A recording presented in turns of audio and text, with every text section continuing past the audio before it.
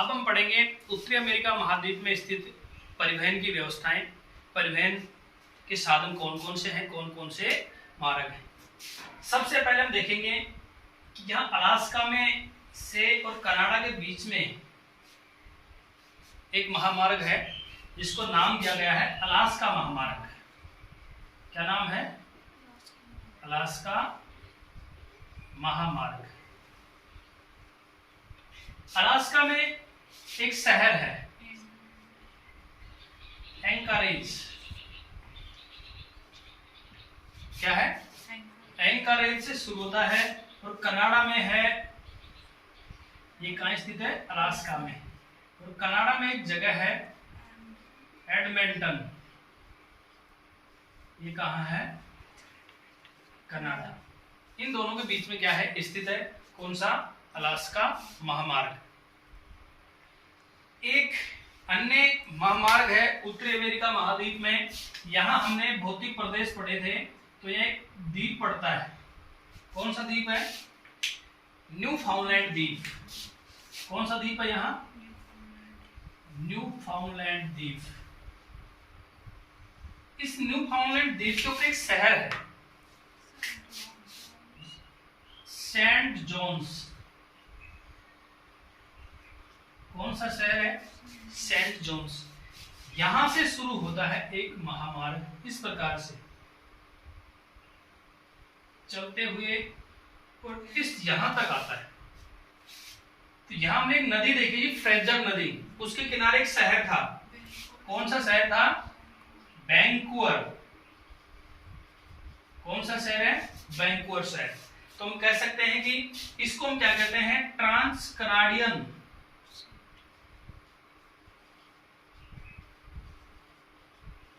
महामार्ग।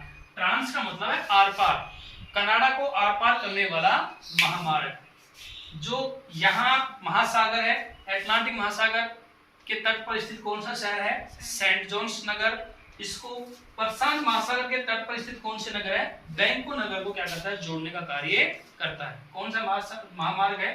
Trans Canadian महामार्ग, जो कनाडा को पूर्ण रूप से क्या करता है? आर पार करता है, क्रॉस करता है। तो ये कह सकते हैं कि हम उत्तरी अमेरिका महाद्वीप में दो मुख्य क्या है? महामार्ग है, अलास्का महामार्ग और कौन सा है? ट्रांस कनाडियन महामार्ग। इसके बाद हम देखेंगे रेल मार्ग। रेल मार्ग सेम वही है। यहां एक शहर है, इसका नाम क्या है? हैलिफैक्स। कौन सा शहर है? हैलिफैक्स शहर से शुरू होता है और इसके सारे इसी प्रकार से जो रेल महामार्ग है इसी के सारे चलता है और कहां जाता है? वैंकूवर को। तो हम कह सकते हैं कि इसको हम क्या कहते हैं? ट्रांस कनाडियन रेल मार्ग। दोनों सेम शब्द है। ट्रांस कनाडियन महामार्ग है जो तो क्या सड़क मार्ग है, और ट्रांस कनाडियन रेल मार्ग ये क्या है? रेल मार्ग है। ठीक है। तो ये कहां से शुरू होता है? हैलिफैक्स, जो अटलांटिक महासागर के तट पर स्थित हैलिफैक्स से कहां जाता है? वैंकूवर नगर तक जाता है। यहां पर दोनों एक जगह या शहर है विनिपेग, यहां से गुजरते हैं। और ये पूरा हमने ये अभी देखा था, इसके बारे में अध्ययन किया है कि ये प्रदेश है जो प्रेरीज घास के मैदानों में स्थित है, इसलिए यहाँ गेहूं का उत्पादन होता है। तो हम कह सकते हैं कि ट्रांस कनाडियन महामार्ग और रेल मार्ग दोनों कृषि उत्पादन क्षेत्रों को, और ये जो पूरा क्षेत्र है औद्योगिक रूप से डेवलप क्षेत्र है, इन दोनों को आपस में जोड़ने का कार्य करता है। दोनों महामार्ग हो चाहे रेल मार्ग हो, दोनों इनको क्या करते हैं? आपस में जोड़ते हैं। तो हम कह सकते हैं कि ये दोनों ट्रांस कनाडियन महामार्ग और रेल मार्ग कनाडा के कृषि क्षेत्रों को औद्योगिक क्षेत्रों से जोड़ने का कार्य करते हैं। साथ ही प्रशांत महासागर को अटलांटिक महासागर से जोड़ने का कार्य करते हैं। महामार्ग में देखें तो सेंट जोन्स को वैंकूवर नगर से और रेल मार्ग हैलिफैक्स को वैंकूवर नगर से जोड़ने का कार्य करता है। तो हम ये भी इस प्रकार से भी क्यों सुना सकते हैं कि ट्रांस कनाडियन महामार्ग का पश्चिमी जंक्शन कौन सा है? वैंकूवर नगर। और पूर्वी जंक्शन कौन सा है? Saint John's. Trans Canadian rail मार्ग का पूर्वी जंक्शन कौन सा है? हैलिफैक्स। पश्चिमी जंक्शन कौन सा है? वैंकूवर। इस प्रकार से क्यों सुना सकते हैं कि ट्रांस कनाडियन महामार्ग का अटलांटिक महासागर के तट के ऊपर स्थित जंक्शन कौन सा है? ट्रांस कनाडियन महामार्ग का अटलांटिक तट के ऊपर स्थित जंक्शन कौन सा है? Saint George. तो इस तरह पे मैप से ही क्लियर हो जाएगा, इसमें आपको रटने की जरूरत नहीं पड़ेगी। इस रेल मार्ग को कनाडा की आर्थिक धमनी भी कहा जाता है।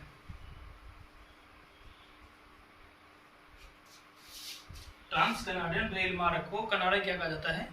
आर्थिक धमनी भी कहा जाता है, क्योंकि औद्योगिक क्षेत्रों को कृषि क्षेत्रों से जोड़ने का कार्य करता है। इसलिए क्या है कि कनाडा का डेवलपमेंट इसी के कह सकते हैं कि इसी रेल मार्ग के ऊपर डिपेंड है।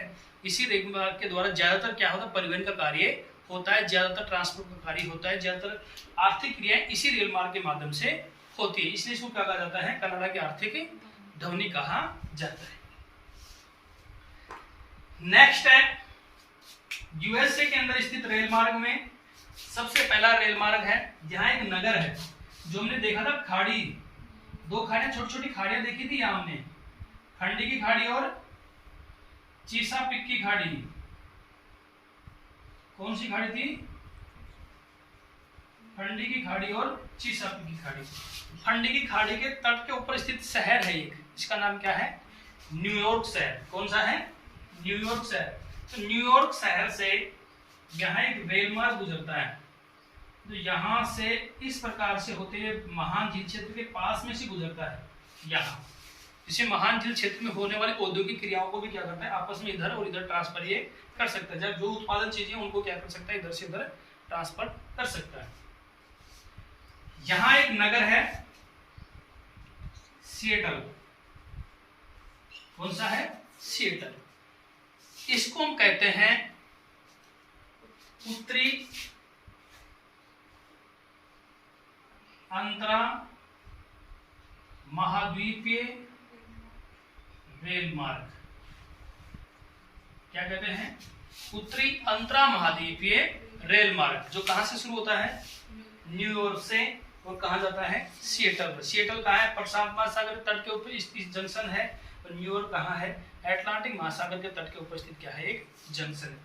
और यह महामार्ग जो महान झील क्षेत्र के पास से गुजरता है, इसलिए इसके भी जैसे यहाँ हमने देखा था मिशिगन झील थी, इसके किनारे पे शिकागो, गेरी नगर थे, इनके अंदर से गुजरता है ये से।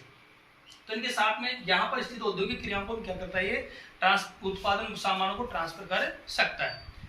इसी के साथ में एक और रेल मार्ग है जो यहाँ न्यूयॉर्क से शुरू होता है और इस प्रकार से इसके बीच में से होता हुआ यहाँ जाता है। यहाँ एक नगर है, इसका नाम क्या है? San Francisco. कौन सा नगर है? San Francisco. तो यह न्यूयॉर्क से शुरू होकर कहाँ जाता है? सैन फ्रांसिस्को को जाता है। इसको हम क्या कहते हैं? सेम इसी के नाम से है, मध्य अंतरा महाद्वीपीय रेल मार्ग, क्योंकि मध्य में स्थित है। इसको क्या कहते हैं? मध्य अंतरा महाद्वीपीय रेल मार्ग, जो न्यूयॉर्क से शुरू होकर कहाँ जाता है? सैन फ्रांसिस्को तक जाता है। तीसरा है न्यूयॉर्क से शुरू होता है, लेकिन ये पूर्ण रूप से जो औद्योगिक क्षेत्र है ना, उनसे होता हुआ इस प्रकार से तो ऐसे जाता है। इसका नाम है दक्षिणी अंतरा महाद्वीपीय रेल मार्ग। महाद्वीपीय रेल मार्ग ये जाता है, यहां एक नगर है लॉस एंजल्स।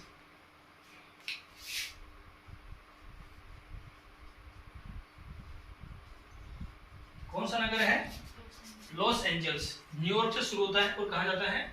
लॉस एंजल्स को जाता है, लेकिन बीच में एक नगर आता है यहाँ, जो मैक्सिको की खाड़ी के तट के ऊपर है, न्यू ऑरलियंस।